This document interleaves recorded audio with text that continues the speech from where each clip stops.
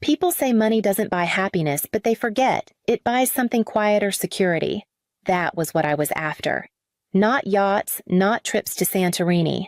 Just a life where one flat tire or one layoff didn't send me into a spiral.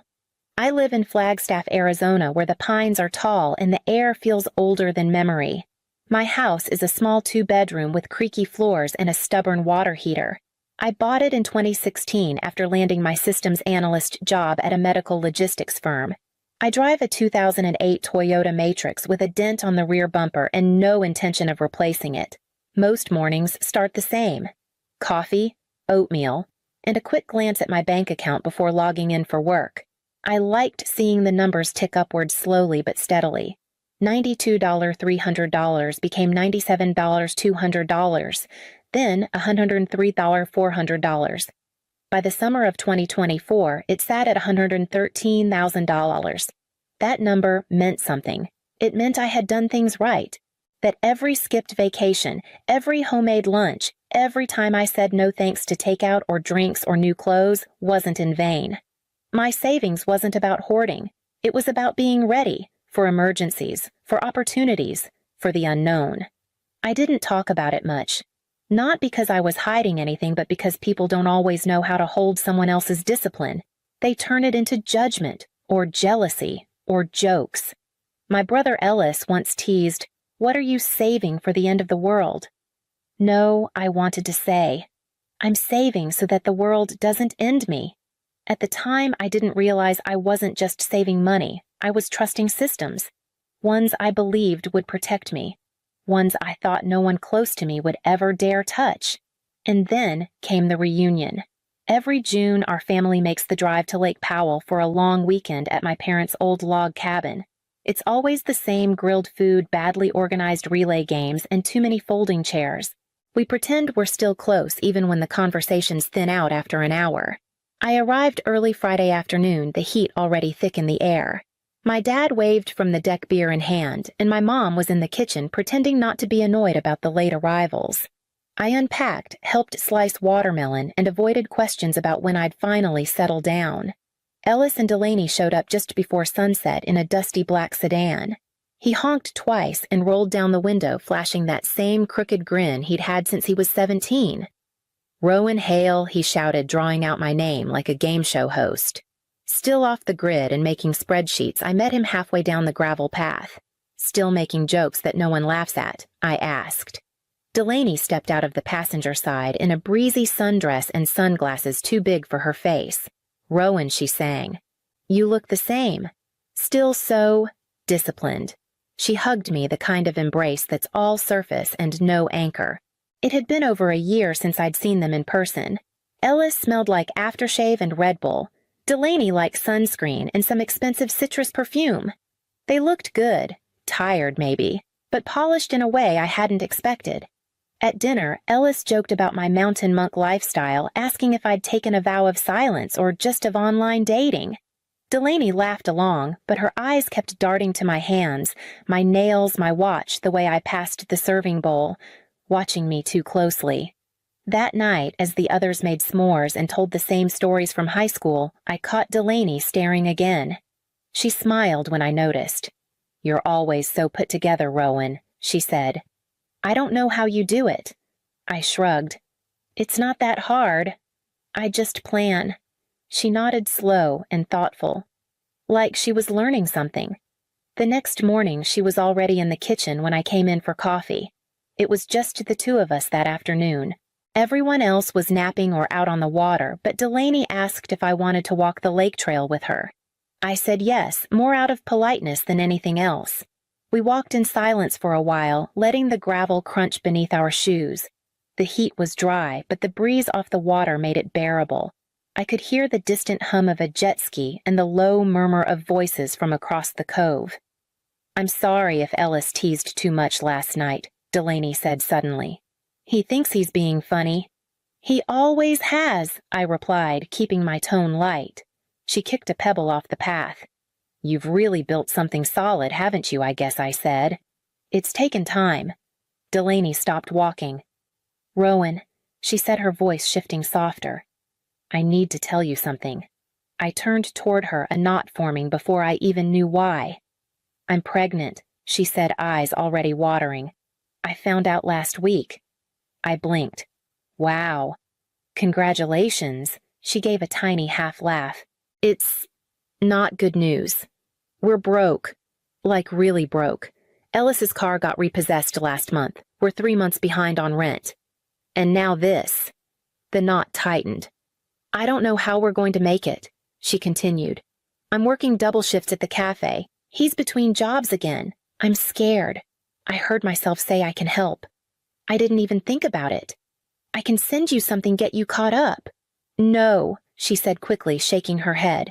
"No, I wasn't telling you to get anything from you. I would never ask." But she was. And we both knew it. "Seriously, Delaney," I said. "Whatever you need." "I mean it." She nodded, wiping at her eyes. "Thanks. I don't know what to do anymore." We walked the rest of the way in silence. When we got back to the cabin, Ellis was playing cornhole with our cousins like nothing was wrong. That night I went to bed thinking about numbers again, how much I could give without noticing it too much. The next morning I came into the kitchen earlier than usual. The house was still quiet, no coffee brewing yet, no laughter from the porch. Delaney was at the table leaning over my laptop. She looked up too quickly. "Oh, sorry," she said, her fingers frozen mid-trackpad.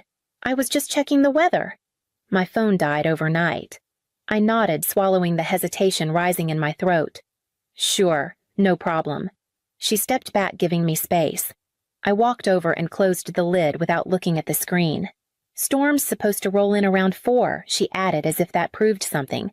Then she smiled too wide and slipped out of the room. I stood there for a long second. My coffee mug was still in the cabinet. The laptop had been open, something I rarely do when I'm not using it. I didn't remember leaving it like that. I didn't remember logging out. A flicker of doubt passed through me. I brushed it away. It was probably nothing. Still later that morning, I changed my banking password, just in case. But I didn't go further. I didn't reset the security questions.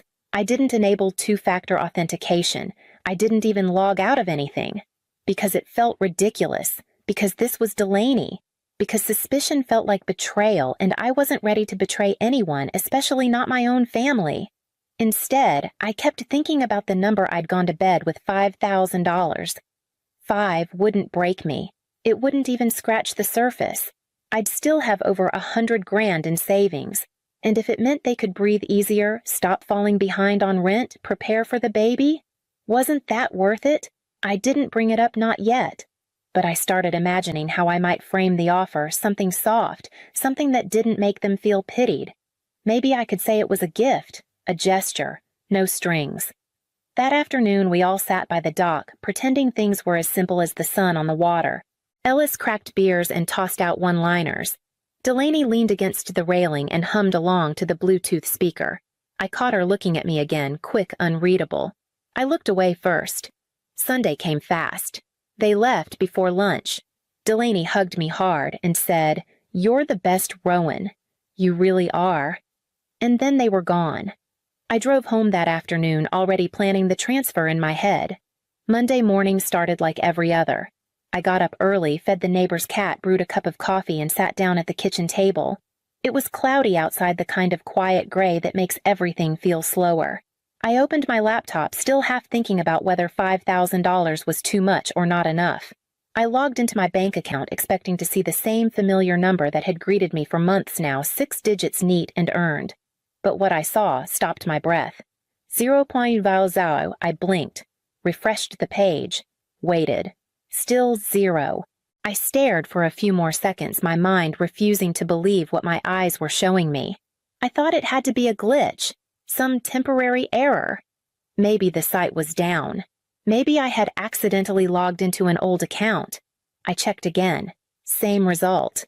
I didn't even realize I was standing until I felt the coffee slosh against the side of the mug in my hand. I dialed customer service with fingers that didn't feel like mine. "Thank you for calling Western Oak Credit Union," the voice chirped. "How can I help you today?" "This is Rowan Hale," I said, trying to keep my voice steady. "I'm logged into my account and there's something wrong. My savings account is showing a 0 balance. That's not possible. There was a pause on the other end. Then a softer voice. Let me pull up your file. Can you verify your full name and the last 4 digits of your social I did? Another pause. I'm seeing a series of outgoing transfers from Friday night through Sunday, she said carefully, all totaling $113,000. My throat went dry. Where did it go? Several external accounts. I'll email you the transaction list. The email landed before we even ended the call. I clicked through scanning line after line. $18,500, $12,000, $22,000 each withdrawal like a brick in my chest. Then I saw the names on the receiving accounts. Delaney R. Hale, Ellis J. Hale. The room around me faded. My brother, his wife. The ones who smiled across my dinner table and said, "Thank you for the lemonade," the ones who hugged me goodbye yesterday morning. I sat still for a long time. Then I stood up, packed a small overnight bag, and drove to Phoenix without telling anyone where I was going. I got there just after noon. Their apartment complex looked like it had been built fast, and cheap, sun-bleached siding, a sagging second-floor balcony, and a row of uneven mailboxes out front. I remembered it from one visit months ago, but now it felt unfamiliar, stripped of any charm I might have pretended to see before. I knocked once. Then again. Ellis opened the door in basketball shorts and a wrinkled t-shirt, barefoot, and holding a half-empty bottle of orange soda. "Rowan," he said with a lopsided smile. "Didn't expect to see you today." "Everything okay?" I didn't answer. Just walked past him into the apartment. Delaney was on the couch, scrolling through her phone like nothing had happened. She glanced up, blinked once, then slowly set the phone down. She was wearing one of Ellis's sweatshirts, oversized and faded. "I know," I said. The air in the room tightened. Ellis shut the door behind us. "Know what he asked?" Still pretending. "My account," I said quietly. "All of it. Gone." Delaney gave a single soft laugh like I'd told a mildly surprising story. "You're being dramatic." "You used your names," I said. "You didn't even bother hiding it." "Relax," she said, brushing imaginary lint from her knee. "We needed it more than you. You're always fine, Rowan. You'll bounce back." Ellis leaned against the wall, arms crossed. "You save money like a doomsday prepper. You weren't doing anything with it." I pulled out my phone. "Then you won't mind the consequences." Delaney sat up straighter. "What are you doing?" I was already dialing. My thumb didn't shake. My voice didn't rise. It wasn't anger anymore. It was precision. 911. "What's your emergency?" "I need to report a theft," I said. "A large-scale financial theft? And I'm standing in the apartment of the people who took it." Ellis's face dropped. Delaney didn't laugh this time. I gave the address without hesitation. "Yes," I said when they asked. "I'll wait outside." They were arrested 3 days later. I wasn't there to see it, but I heard from a neighbor that Ellis opened the door shirtless with a smirk that melted when the badge came out. Delaney cried, of course. Someone recorded it from across the lot, and it ended up on the neighborhood Facebook group. I didn't watch it. The police report was cold factual. Charges listed in black ink: identity theft, fraud, conspiracy. No room for sentiment, no mention of shared childhoods or lake trips or holiday photos. That night my phone rang. It was my mother. I stared at the screen for a full minute before answering. "Rowan," she sobbed before I could speak. "What have you done? She's your brother's wife. She's pregnant." I said nothing. "She's pregnant," she repeated. "You called the police on your own family." "She's not pregnant," I said. Silence. "What?" She lied. "There is no baby." The investigator told me. She admitted it under questioning. More silence.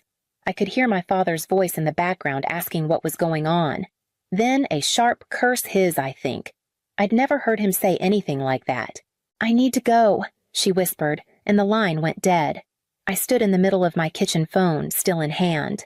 The dishwasher beeped that it had finished. A breeze came through the open window and moved the corner of a receipt on the counter. Everything around me was normal. Steady. The kind of ordinary I'd worked so hard to protect. The next morning, I emailed the detective to confirm I'd be pressing charges and participating fully in the case. She responded quickly, grateful she said, and told me what would happen next. There'd be a trial. Maybe restitution. Maybe not. But the process had begun, and I wasn't stepping back. The trial didn't take long.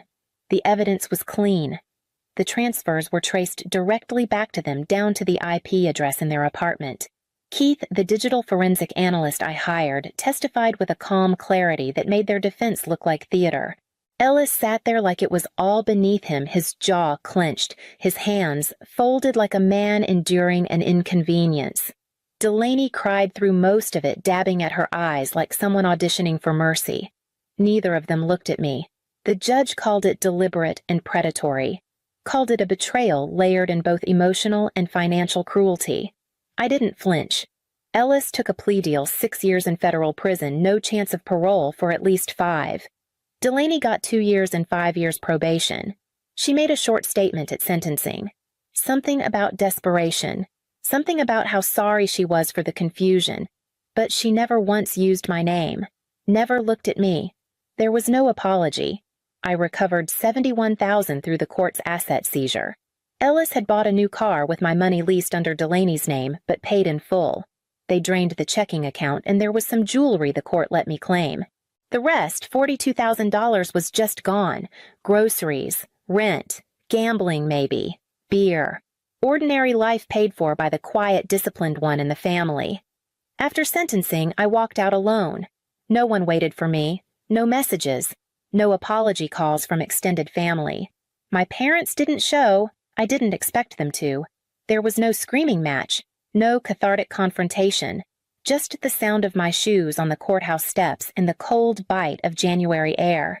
When I got home, I made tea, sat by the window.